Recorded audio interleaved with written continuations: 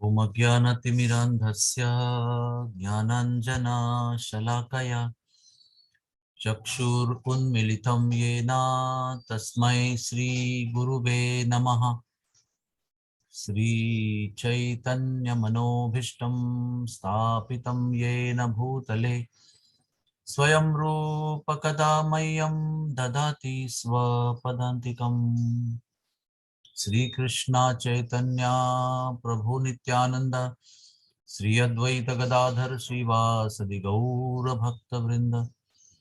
हरे कृष्णा कृष्णा कृष्णा हरे हरे, हरे राम राम राम हरे हरे।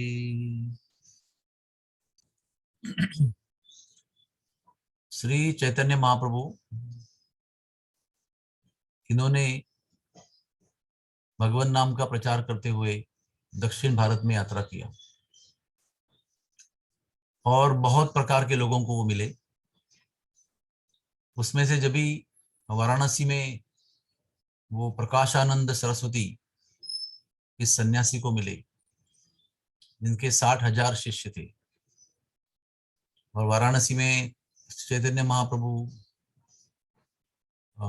बीच रास्ते पर बहुत ही भाव विभोर होकर कीर्तन कर रहे थे, और जितने भी लोग उनके कीर्तन में सम्मिलित होते थे वो भाव विभोर होकर प्रेमाश्रुओं से संपन्न हो जाते थे। तो ये खबर जब पहुंची प्रकाशानंद सरस्वती को, एक उसके अनुयायी ने आके बताया, तो प्रकाशानंद सरस्वती ने उनका बहुत ही सामान्य उल्लेख किया। अरे वो चैतन्य, अरे वो चैतन्य, वो तो बहुत भाव विभोर व्यक्ति है, सेंटिमेंटल है, भावुक व्यक्ति है। अगर वो सन्यासी है तो उसको वेदांत का अध्ययन करना चाहिए। कोई सन्यासी मार्ग पर नृत्य नहीं करता है, सन्यासी अपने कमरे में बैठकर भजन करता है, शास्त्र का अध्ययन करता है। अगर वो वास्तविक योग्य सन्यासी है तो हमारे साथ बैठकर उसको शास्त्र का अध्ययन करना चाहिए, शास्त्रार्थ विचार करना चाहिए, चर्चा करनी चाहिए। तो जो व्यक्ति वापस चैतन्य महाप्रभु के पास आया, उन संदेश दिया कि वो आपका नाम श्री कृष्ण चैतन्य ही पुकार ही नहीं रहा था, वो केवल चैतन्य चैतन्य करके सामान्य रूप से आपको संबोधित कर रहा था। चैतन्य महाप्रभु ने एक समर्पक उत्तर दिया है कि जब तक जीव सेवा भाव में नहीं आता है और उस सेवा भाव के साथ में वैष्णवों की सेवा नहीं करता है, तब तक वो कृष्ण का नाम उच्चारण नहीं कर सकता है। क्योंकि इन्होंने शास्त्र का बहुत अध्ययन किया है, वेदांत वेदविद हो गए, वो वेदांत में पारंगत हो गए हैं, लेकिन कहीं भी वैष्णवों की सेवा का कोई गुंजाइश नहीं है। इसलिए ये इस तरह से उल्लेख कर रहे हैं। तो उसके बाद में दूसरा उदाहरण है कि जब दक्षिण भारत में ब्राह्मण को मिले चैतन्य महाप्रभु, तो ब्राह्मण को तो कुछ भी ज्ञान नहीं था। गुरु ने कहा था कि भगवत गीता पढ़ो, तो उसको उल्टा पकड़ के पढ़ रहा था, उसको पढ़ने भी नहीं आ रहा था। लेकिन प्रेमाश्रुओं से इसके आंख जो है वो भरी हुई थी, निरंतर प्रेमाश्रु बहते थे। तो इसका कारण क्या है? एक व्यक्ति तो वेदांत में पूर्ण पारंगत है, एक तो वेदांत में शून्य है। एक व्यक्ति प्रेमाश्रु बहा रहा है, एक व्यक्ति को भगवान नाम लेने के लिए भी शक्ति प्राप्त नहीं है। तो महाप्रभु चैतन्य समझा रहे हैं कि जब तक किसी वैष्णव की आज्ञा पालन, जब तक किसी वैष्णव की सेवा हम नहीं करते हैं, तब तक हम कृष्ण का नाम पूरी परिणाम के साथ नहीं ले सकते। इसे किसी न किसी प्रकार से हमें हमारे जीवन में वैष्णवों की सेवा में लगे रहना चाहिए।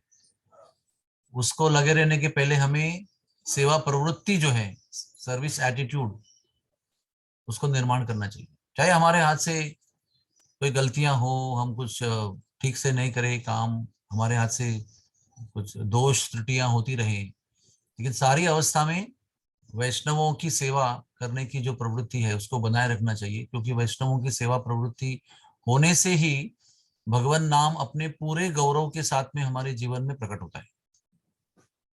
भगवान नाम का प्राप्त होना और भगवान नाम का पूरा गौरव समझना और भगवान नाम के प्रति रुचि होना, इसमें बहुत अंतर है।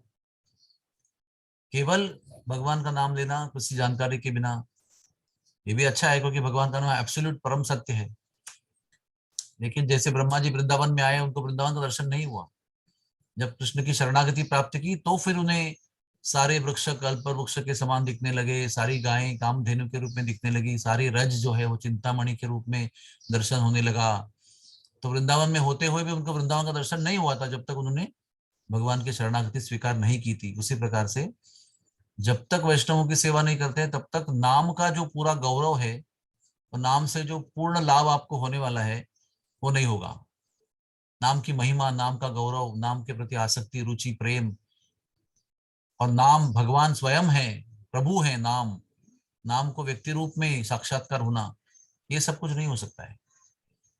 तो नाम का गौरव, नाम का व्यक्ति रूप होना, नाम के प्रति आसक्ति, रुचि, ये सब तब पता चलता है, तब उसका अनुभव होता है जब हम निरंतर वैष्णवों की सेवा में रहते हैं। इसलिए हमारे जप को अगर आपको सुदृढ़ करना है, बहुत लोगों को प्रश्न होते हैं, जप में ध्यान नहीं लगता है, जप में नींद आती है, उठ नहीं पाते हैं, ये नहीं कर सकते हैं, वो नहीं कर सकते हैं, जब बाकी रह जाता है, कभी हम करते ही नहीं है, इच्छा ही नहीं होती है, तो उस समय हमें किसी न किसी प्रकार से वैष्णवों की सेवा करने का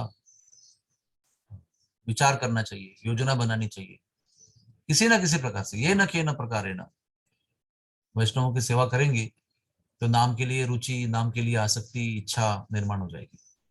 तो आइए सब लोगों को परेशानी है, कभी हम उठ पाते हैं, कभी नहीं उठ पाते हैं, कभी सेवा, कभी जब में आनंद आता है, कभी जब पूर्ण होता है, कभी शाम तक खींचते रहते हैं उसको।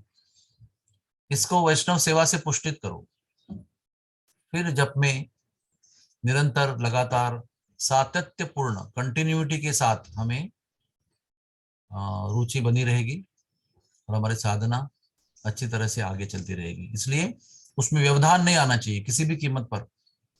नाम जप निरंतर होना चाहिए, नियम से होना चाहिए, उसमें बाधा नहीं आनी चाहिए किसी प्रकार की, किसी प्रकार के मन के विकार, मन की अवस्था नाम के जप के बीच में नहीं आनी चाहिए। और उसको पुष्टि देने के लिए वैष्णव सेवा।